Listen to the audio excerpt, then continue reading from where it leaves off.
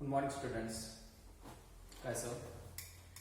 आज हम डिस्कस करने वाले हैं कि जो सेक्सुअल रिप्रोडक्शन है उसमें कौन कौन सा इवेंट हो रहा है। कल आपको मैंने बोला था सेक्सुअल रिप्रोडक्शन में 3 इवेंट्स होते हैं। पहला आपको मैंने कहा था प्री फर्टिलाइजेशन, दूसरा जो इवेंट हो रहा है वो है फर्टिलाइजेशन, तीसरा जो है वो है पोस्ट फर्टिलाइजेशन। तो अब हम इन तीनों को डिस्कस करने वाले हैं। तो आज हम जो डिस्कस करेंगे वो हम करेंगे प्री फर्टिलाइजेशन, कि फर्टिलाइजेशन से पहले क्या होता है। कल आपको मैंने बोला था फर्टिलाइजेशन का मतलब है कि जब मेल गैमेट फ्यूज का मतलब मिल जाता है किसके साथ, फीमेल गैमेट के साथ, तो वहां पे क्या बनता है, बाद में जाइगोट बनता है। तो मगर इस फर्टिलाइजेशन से पहले क्या होता है, क्या इवेंट हो रहा है, तो कौन सा इवेंट हो रहा है जिसको हमने नाम रखा है या जिसको क्या बोलते हैं, प्री फर्टिलाइजेशन। तो प्री फर्टिलाइजेशन में 2 प्रोसेस होती है, एक होती है गैमेटोजेनेसिस, दूसरी जो प्रोसेस होती है वो है गैमेट ट्रांसफर। गैमेटोजेनेसिस का मतलब क्या हुआ, गैमेटोजेनेसिस का मतलब है गैमेट्स का बनना, the formation of gametes, gametes का बनना, उसी को क्या बोलते हैं, गैमेटोजेनेसिस। अब आपको पता है कि जो गैमेट्स होते हैं वो 2 तरह के होते हैं, एक होता है मेल गैमेट, दूसरा होता है फीमेल गैमेट। और जो मेल गैमेट होता है वो मेल पार्टनर से बनता है और जो फीमेल गैमेट होता है वो फीमेल पार्टनर से बनता है। जो मेल गैमेट का नाम होता है उसको बोलते हैं स्पर्म या उसको बोलते हैं एंथेरोजाइट। जो मेल गैमेट है उसके 2 नाम है, या तो बोलते हैं स्पर्म, दूसरा नाम क्या है, एंथेरोजाइट। और जो फीमेल गैमेट होता है, फीमेल गैमेट को बोलते हैं या एग या ओम। फीमेल गैमेट के भी 2 नाम है, या तो आप नाम एग ले सकते हैं या तो आप नाम क्या ले सकते हैं, ओम ले सकते हैं। तो यहां पे आपको एक इंपॉर्टेंट पॉइंट याद रखना है कि जो गैमेट्स होते हैं, चाहे मेल गैमेट हो चाहे फीमेल गैमेट हो, वो हैप्लॉइड होते हैं। मतलब उनके अंदर क्रोमोसोम नंबर, जो क्रोमोसोम नंबर है वो हाफ होता है। अगर इंसान की हम बात करेंगे, इंसान के अंदर जो क्रोमोसोम नंबर है वो 46 है, तो हमें बोला गया है डिप्लॉइड। मतलब जो इंसान की बॉडी है वो डिप्लॉइड है। मतलब इसके अंदर कितने क्रोमोसोम्स है, या हमारे बॉडी के अंदर कितने क्रोमोसोम्स आते हैं, 46। मगर जब हमारे बॉडी के अंदर गैमेट्स बनते हैं, उन गैमेट्स के अंदर जो क्रोमोसोम नंबर है वो 23 होता है। तो इसका मतलब अगर हमारी बॉडी जो है वो डिप्लॉइड है, कितने क्रोमोसोम्स है हमारे बॉडी के अंदर, 46। अब जब हम जो गैमेट्स हमारी बॉडी के अंदर बनते हैं, जो गैमेट्स ह्यूमन बीइंग्स के अंदर बनते हैं, उन गैमेट्स के अंदर देखा गया क्रोमोसोम नंबर कितना है, 23। बॉडी के अंदर कितने हैं, 46। जो हमारी बॉडी से गैमेट्स बनते हैं उनके अंदर कितने हैं, 23। तो क्रोमोसोम नंबर क्या हो गया, हाफ हो गया। तो इसका मतलब है कि जो गैमेट्स होते हैं वो गैमेट्स हैप्लॉइड होते हैं, मतलब उनके अंदर क्रोमोसोम नंबर क्या होता है, हाफ होता है। अगर इंसान की हम बात करेंगे, इंसान खुद क्या है, डिप्लॉइड है, मगर इंसान से जो गैमेट बन रहा है वो हैप्लॉइड है। जितने भी लिविंग ऑर्गेनिजम्स हैं जो सेक्सुअल रिप्रोडक्शन करते हैं, जो गैमेट्स बनाते हैं, हर एक गैमेट जो होता है वो हैप्लॉइड होता है। ये आपको याद रखना है कि जो गैमेट्स होते हैं, चाहे मेल गैमेट हो चाहे फीमेल गैमेट हो, वो क्या होते हैं, वो हैप्लॉइड होते हैं। मगर जो बॉडी है, जिस बॉडी से वो गैमेट्स बन रहे हैं, वो हैप्लॉइड भी हो सकते हैं, वो डिप्लॉइड भी हो सकते हैं। जैसे इंसान है, इंसान की बॉडी क्या है, डिप्लॉइड, गैमेट क्या बना रहा है, हैप्लॉइड। एक बॉडी हैप्लॉइड भी हो सकती है और उससे जो गैमेट बनेंगे वो भी हैप्लॉइड बनेंगे। क्या पॉइंट आप याद रखोगे, डिप्लॉइड बॉडी जो होगी वो भी गैमेट कौन सा बनाएगी, हैप्लॉइड बनेगी। और जो हैप्लॉइड बॉडी होगी, मतलब कोई लिविंग ऑर्गेनिज्म खुद हैप्लॉइड है और वहां से या उस लिविंग ऑर्गेनिज्म से जो लिविंग ऑर्गेनिज्म कैसा होगा, हैप्लॉइड होगा, वो गैमेट भी कैसा बनाएगा, वो भी गैमेट हैप्लॉइड ही बनाएगा। क्योंकि गैमेट जो होता है वो ऑलवेज हैप्लॉइड ही होता है, चाहे लिविंग बॉडी डिप्लॉइड हो चाहे लिविंग बॉडी हैप्लॉइड हो। डिप्लॉइड वाली बॉडी जो है वो भी गैमेट को प्रोड्यूस करेगी, हैप्लॉइड वाली। और अगर प्लांट बॉडी या कोई लिविंग ऑर्गेनिज्म की बॉडी हैप्लॉइड है, वहां से जो गैमेट बनेगा वो भी कैसा होगा, वो हैप्लॉइड होगा। अब आप ये बोर्ड के लिए एक क्वेश्चन इंपॉर्टेंट है कि अगर आपके पास एक डिप्लॉइड बॉडी है और अगर आपके पास एक हैप्लॉइड बॉडी है, डिप्लॉइड बॉडी जो है वो हैप्लॉइड गैमेट्स कैसे बनाते हैं, और जो हैप्लॉइड बॉडी है वो हैप्लॉइड बॉडी हैप्लॉइड गैमेट्स कैसे बनाती है। तो यहां पे आपको याद रखना है कि जो बॉडी हैप्लॉइड होगी और उसको गैमेट कौन सा बनाना है, हैप्लॉइड ही, तो उस बॉडी के अंदर क्या होता है, माइटोसिस होता है। ये सेल डिवीजन आपको यहां पे याद रखना है। जो हैप्लॉइड बॉडी होगी, haploid body haploid gamete produce करेगी किस सेल डिवीजन से? माइटोसिस से, क्योंकि माइटोसिस से क्रोमोसोम नंबर क्या होता है? सेम रहता है। अगर उसकी बॉडी के अंदर क्रोमोसोम नंबर फॉर एग्जांपल 23 है तो गैमेट्स में भी कितने आएंगे? 23 आएंगे। क्यों? क्योंकि वो खुद हैप्लॉइड है और उसकी बॉडी जो है उसके जो गैमेट्स बनेंगे वो भी हैप्लॉइड बनेंगे। तो जो हैप्लॉइड बॉडी होगी, हैप्लॉइड बॉडी हैप्लॉइड गैमेट तो छोड़ेगी, मगर किस सेल डिवीजन से? माइटोसिस से। अब बात है डिप्लॉइड की। जो डिप्लॉइड है, जो डिप्लॉइड लिविंग ऑर्गेनिज्म है, वो हैप्लॉइड गैमेट्स कैसे छोड़ता है? अगर हम इंसान की बात करेंगे तो या दूसरे लिविंग ऑर्गेनिज्म के अंदर बात करेंगे जो डिप्लॉइड होगा, उस लिविंग ऑर्गेनिज्म के अंदर एक सेल होती है जिसको बोलते हैं मियोसाइट। एक सेल होती है जिसको क्या बोलते हैं? मियोसाइट्स, या इनका दूसरा नाम है गैमेट मदर सेल, मतलब इन्हीं से गैमेट्स बनते हैं। जो डिप्लॉइड लिविंग ऑर्गेनिज्म होता है उनके अंदर एक तरह की सेल होती है, उस सेल का नाम या तो मियोसाइट याद रखो या तो गैमेट मदर सेल। मतलब इस मियोसाइट से क्या बनते हैं? गैमेट्स बनते हैं। मगर गैमेट्स कैसे बनने हैं? हैप्लॉइड बनने हैं। तो इसी मियोसाइट के अंदर या इसी गैमेट मदर सेल के अंदर क्या होता है? एक सेल डिवीजन होता है जिसका नाम है मियोसिस। तो यहां पे क्या हुआ था? हैप्लॉइड बॉडी से हैप्लॉइड गैमेट बनता है किस सेल डिवीजन से? माइटोसिस से। मगर डिप्लॉइड बॉडी से हैप्लॉइड गैमेट बनेगा, मगर किस सेल डिवीजन से?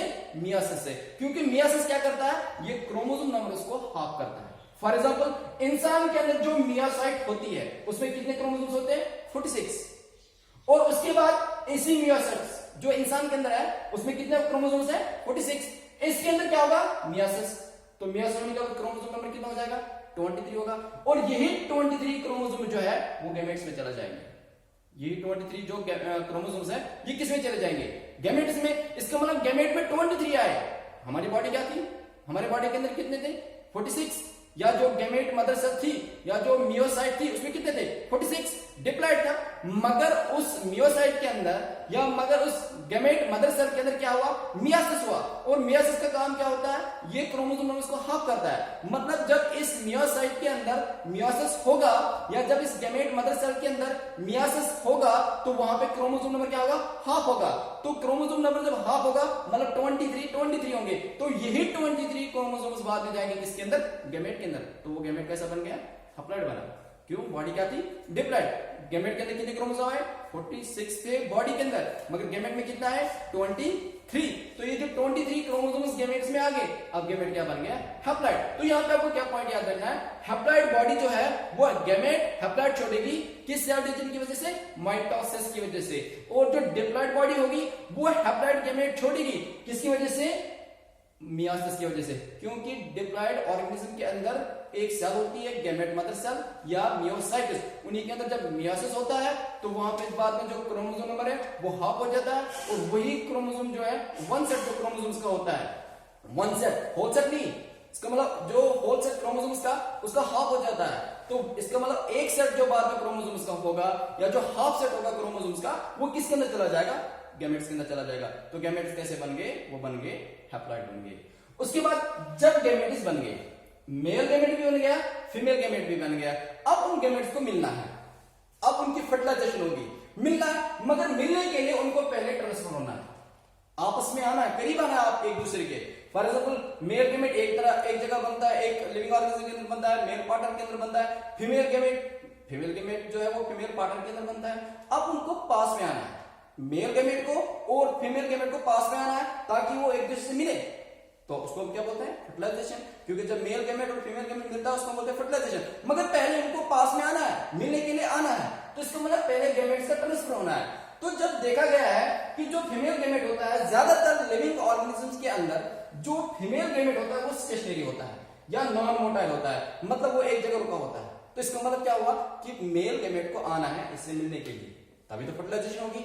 तो इसलिए क्या कहते हैं कि जो मेल गैमेट होता है वो मोटाइल होता है, ये मूव करता है किससे मिलने के लिए?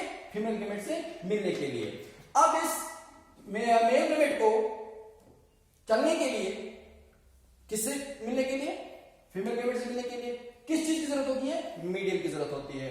अगर फॉर एग्जाम्पल बात करेंगे जो लिविंग ऑर्गेनिजम्स पानी में रहते हैं, तो जो फीमेल पार्टनर होता है वो एग को छोड़ता है, और जो मेल पार्टनर होता है अब उसको क्या करना है? उसको भी पानी में मेल गैमेट्स छोड़ने हैं। तो वो क्या करता है? फीमेल पार्टनर ने भी एग में किसको छोड़ दिया, वाटर में छोड़ दिया, और जो मेल पार्टनर होता है वो भी अपने मेल गैमेट छोड़ता है।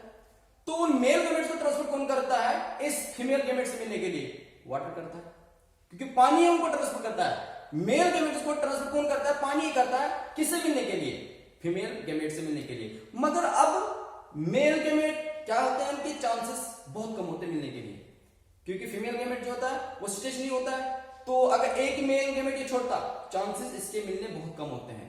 तो इसलिए जो मेल पार्टनर होता है, मेल पार्टनर थाउजेंड्स में मेल गैमेट्स छोड़ता है, बहुत सारे मेल गैमेट्स छोड़ता है। तो उससे क्या होता था कि कोई ना कोई इस फीमेल गैमेट के साथ फ्यूज हो जाएगा। अगर वो एक ही छोड़ेगा तो मिलने के चांसेस बहुत कम है, फर्टिलाइजेशन नहीं होगी। तो इस प्रॉब्लम को खत्म करने के लिए जो मेल पार्टनर होता है, मेल पार्टनर बहुत सारे गैमेट्स को छोड़ता है, तो उसके बाद चांसेस बहुत सारे होते हैं मेल गैमेट को किसके साथ मिलने के लिए, फीमेल गैमेट से मिलने के लिए। उसके बाद प्लांट्स के अंदर प्रोसेस होती है पॉलिनेशन। पॉलिनेशन आपने पढ़ रखा कि पॉलिनेशन का मतलब क्या होता है, जब पोलन के अंदर जाते हैं एंथर से स्टिग्मा के अंदर या स्टिग्मा के ऊपर जाते हैं, उसको हम बोलते हैं पॉलिनेशन। पॉलिनेशन का मतलब क्या हुआ, transfer of pollen grains from anther to stigma. जब पोलन के अंदर जाते हैं, कहां से, एंथर से स्टिग्मा के ऊपर, उसको बोलते हैं पॉलिनेशन। अब इस पोलन ग्रेन के अंदर क्या होते हैं, इस पोलन ग्रेन के अंदर मेल गैमेट्स होते हैं। इसका मतलब पोलन ग्रेन के अंदर क्या होते हैं, मेल गैमेट्स होते हैं। वो मेल गैमेट्स बाद में पोलन ट्यूब के थ्रू कहां पे जाते हैं, ओव्यूल के अंदर। किसके अंदर जाते हैं, ओव्यूल के अंदर। और ओव्यूल के अंदर क्या प्रेजेंट होता है, एग होता है। तो जब ये मेल गैमेट्स पोलन ट्यूब के थ्रू आएंगे तो आएंगे किसके अंदर, ओव्यूल के अंदर। तो ओव्यूल के अंदर क्या प्रेजेंट होता है, एग। तो फिर वो मेल गैमेट किसके साथ मिलेगा, एग के साथ मिलेगा। तो क्या होगी, फर्टिलाइजेशन होगी।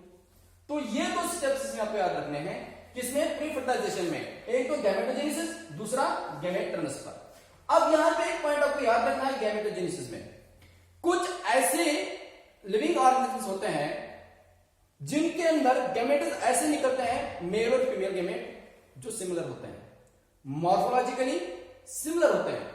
मतलब ये मेल गैमेट और फीमेल गैमेट है, इनकी ये मॉर्फोलॉजिकली सिमिलर है। आप उनको डिस्टिंग्विश नहीं कर सकते हैं कि ये मेल है या फीमेल है, आपको दोनों एक जैसे लगेंगे, क्योंकि वो मॉर्फोलॉजिकली सिमिलर है। कुछ लिविंग ऑर्गेनिज्म ऐसे होते हैं जो गैमेट छोड़ते हैं, मतलब मेल पार्टनर अपना मेल गैमेट छोड़ता है, फीमेल पार्टनर अपना फीमेल गैमेट छोड़ता है, मगर वो दोनों मॉर्फोलॉजिकली बाहर दिखने में सिमिलर है, साइज, शेप, कलर सब कुछ एक जैसा होता है। तो आप उनको डिस्टिंग्विश नहीं कर सकते कि कौन मेल गैमेट है और कौन फीमेल गैमेट्स है।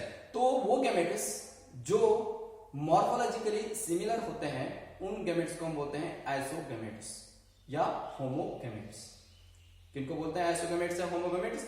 वो गैमेट्स जो मॉर्फोलॉजिकली सिमिलर होते हैं, मगर ज्यादातर लिविंग ऑर्गेनिज्म के अंदर जो मेल गैमेट होता है वो डिफरेंट होता है फीमेल गैमेट से, वो एक जैसे नहीं होते हैं।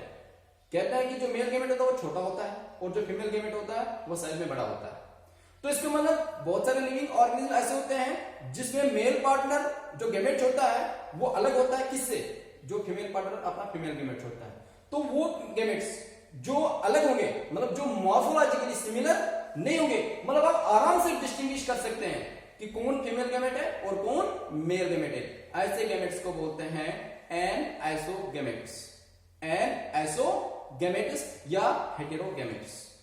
जो सिमिलर होंगे मॉर्फोलॉजिकली उनको बोलते हैं क्या, आइसोगैमेट्स या होमोगैमेट्स। मगर जो मेल गैमेट और फीमेल गैमेट सिमिलर नहीं होंगे मॉर्फोलॉजिकली, आप आराम से उनको डिफरेंस कर सकते हैं कि कौन मेल गैमेट है कौन फीमेल गैमेट है। ऐसे गैमेट्स को बोलते हैं एनआइसोगैमेट्स या उनको बोलते हैं हेटेरोगैमेट्स। जैसे इंसान के अंदर फीमेल गैमेट जो होता है और मेल गैमेट है, उसको हम डिफरेंशिएट कर सकते हैं कि कौन फीमेल गैमेट है और कौन मेल गैमेट है। तो हमारे अंदर जो गैमेट्स बनते हैं तो वो कौन से हैं, वो हेटेरोगैमेट्स है या एनआइसोगैमेट्स है। तो कल आज हम इतना ही डिस्कस करेंगे। कल जो हम डिस्कस करने वाले हैं वो हम करेंगे फर्टिलाइजेशन के बारे में। अब तो गैमेट्स भी बन गए, अब गैमेट्स ट्रांसफर भी हो गए, अब वो गैमेट्स आपस में फ्यूज हो जाएंगे। तो फ्यूज होने के बाद, फ्यूज होने का मतलब क्या हुआ, फर्टिलाइजेशन। अब मेल गैमेट किसके साथ मिलेगा, फीमेल गैमेट के साथ मिलेगा, तो वहां पे क्या बनेगा, जाइगोट। ये हम कल करेंगे डिस्कस।